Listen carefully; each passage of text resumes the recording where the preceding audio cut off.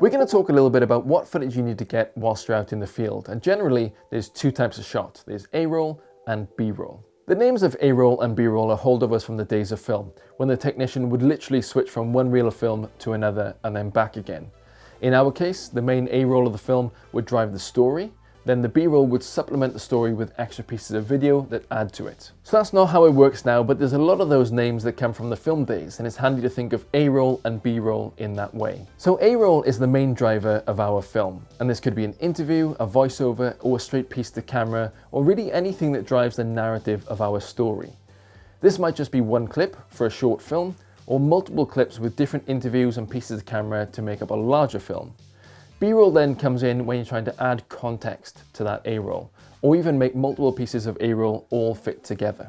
One of the reasons to add in B-roll is literally just to break up the talking. Sometimes it is really dull to watch a person talk with nothing else going on. So you could add in something nice over the top that relates to what you're talking about just to break it up. Lastly, in longer films, B-roll is actually a fantastic short segue between one bit of A-roll and another. When one interview ends, for example, we can have a few seconds of B-roll before we find ourselves in a different location. If we cut directly between A-roll, that tends to look a little bit weird. So here are some types of A-roll that you might get. You might have a presenter, or even yourself doing a piece to camera, talking the audience through the film. This could be done in a walk and talk, or sat straight down, talking straight to the lens. You could be interviewing someone. Their voice then carries us through the bulk of the video. There might just be a voiceover through the entire film, and this is really difficult to get away with because the audience tends to want to know who's doing the talking, but for short films, it is an option. And some might just have music from start to finish. Now this definitely shouldn't be used for longer films because you'll just actually then have B-roll to show your audience. But for shorter films, maybe like 30 seconds, it can kind of work. And that B-roll then can consist of a few different types, so let's rattle through with a few of the options for you. Cutaways are generally a shot taken on the same camera you film everything else with, but of scenes that aren't your main A-roll. Maybe your camera does slow motion. We'll talk about this more in a separate video, but slow motion can definitely help your film look a bit more cinematic, but also let the viewer observe the subject of the shot more easily. In fact, your phone probably does this quite well. Moving shots are just the camera moving from one place to another. Try to keep these nice and smooth. It could be handheld, or maybe using a gimbal, or something else that moves like a car. You can actually get around this as well by moving a tripod back and forth, left to right, or up and down to simulate that movement. Slide-in shots are traditionally done on a slider, but you can emulate them with a table or maybe a railing. They normally go front to back, left to right, or sometimes even up and down.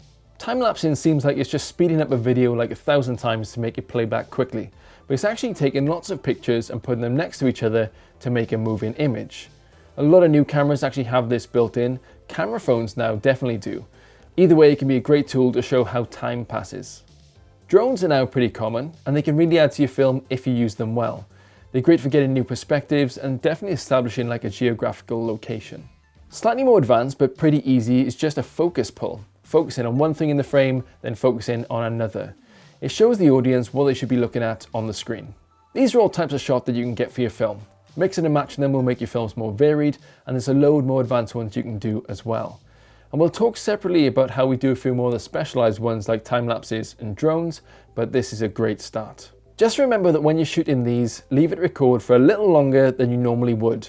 Almost all of my B-roll will be 10-second clips.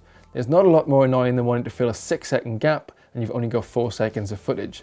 Leave it run for that full 10 seconds and you'll really get caught out. Finally, try and make it all as smooth as possible. It's really distracting to an audience to watch an image bounce around on the screen and jump from one place to another. So when you're moving the camera, do it nice and smooth. Just don't swing it around like a baseball bat. So always remember that story is number one. You can try and pull a narrative just by doing the filming or the editing process, but if you think about it up front with a couple of key messages, it'll make the filming and the editing all the more efficient.